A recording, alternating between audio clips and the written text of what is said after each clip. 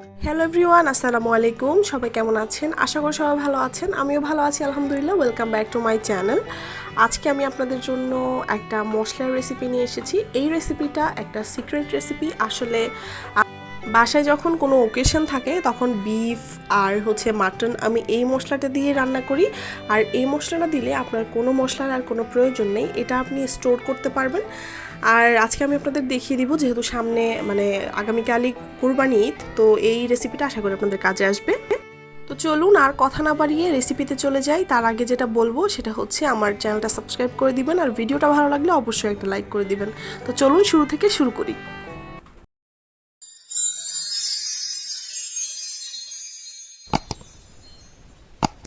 তো প্রথমে আমার এখানে কি কি মশলা লাগছে সেগুলো একটু দেখিয়ে দিচ্ছি। আমি এখানে 2টো তেজপাতা নিয়ে নিয়েছি। আরেকটা কথা বলে নিচ্ছি, সেটা হচ্ছে আমি এখানে এক কেজি পরিমাণ মাংসের মশলা বানানো দেখাচ্ছি। তো এখানে আমি নিয়েছি প্রায় 1/4 চা চামচ গোলমরিচটা বাড়িয়ে কমিয়ে দিতে পারবেন ঝাল অনুযায়ী। আর এখানে আমি দিয়ে দিচ্ছি জিরা, 2 টেবিল চামচ জিরা দিয়ে দিচ্ছি, গোটা জিরা। আর এখানে আমি 1 টেবিল চামচ পরিমাণ দিয়ে দিচ্ছি ধনিয়া। এরপর 1/2 টেবিল স্পুন পরিমাণ দিয়ে দিচ্ছি সরিষা, সাদা সরিষা, কালো সরিষা, যেটাই হাতের কাছে অ্যাভেলেবেল আছে সেটাই দিতে পারবেন, কোনো সমস্যা নেই। এরপর আমি এখানে দিয়ে দিব দারুচিনি, 2টো বড় বড় টুকরো দারুচিনি দিয়ে দিয়েছি। এরপর আমি এখানে দিয়ে দিব জয়িত্রী, বড় বড় 3-4টা জয়িত্রী দিয়ে দিয়েছি, দেখতে পাচ্ছেন। দেন আমি এখানে দিয়ে দিব জায়ফল। আমি 3 ভাগের 2 ভাগ, একটা জায়ফলের 3 ভাগের 2 ভাগ দিয়ে দিয়েছি।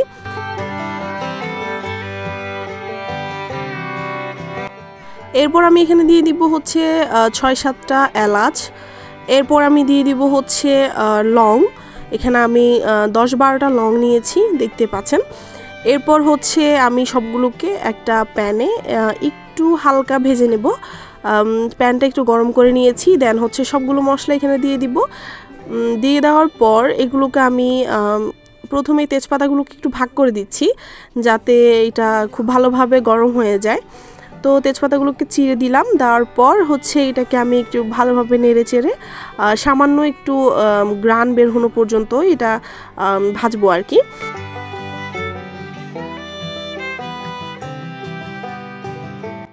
এটাকে আমি কোনো স্প্যাচুলা বা চামচ দিয়ে এটাকে নাড়বো না, এটাকে জাস্ট প্যানটাকে হালকা হালকা হাতে ঘুরিয়ে এভাবে নেড়ে দিতে হবে। দেখতে পাচ্ছেন আমি কিভাবে নাড়ছি।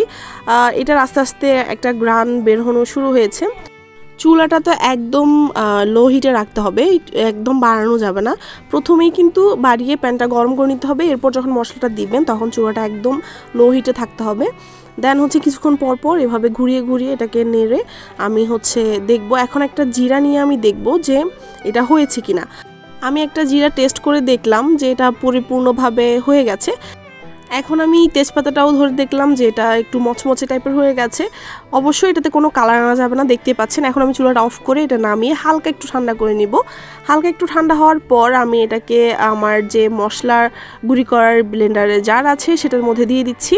তা আমি এটাতে মশলা গুঁড়ি করতে করতে একটু কালার চেঞ্জ হয়ে গেছে, কেউ মাইন্ড করবেন না। দেন আমি এখন এগুলোকে ঢেলে নিচ্ছি। এরপর আশেপাশে যেগুলো পড়ে গেছে আমি এই জন্যই নিচে একটা প্লেট দিয়ে দিয়েছি, যাতে নিচে না পড়ে সেগুলো। তো এখন আমি এগুলোকে ভালোভাবে জারে নিয়ে নিচ্ছি, নিয়ে সব একসাথে ভালোভাবে ব্লেন্ড করে নিব।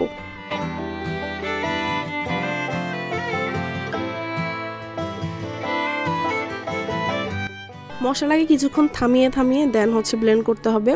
একসাথে ব্লেন্ড করতে গেলে ভালোভাবে গুঁড়ি হবে না।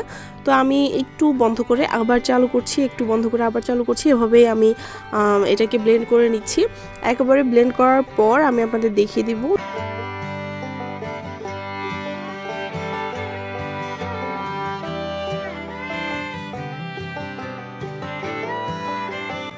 দেখতে পাচ্ছেন এটা অনেকটা হয়ে গেছে। এখন আমি এটা নামিয়ে নিব, নামিয়ে দেখিয়ে দিচ্ছি কতটুকু হয়েছে।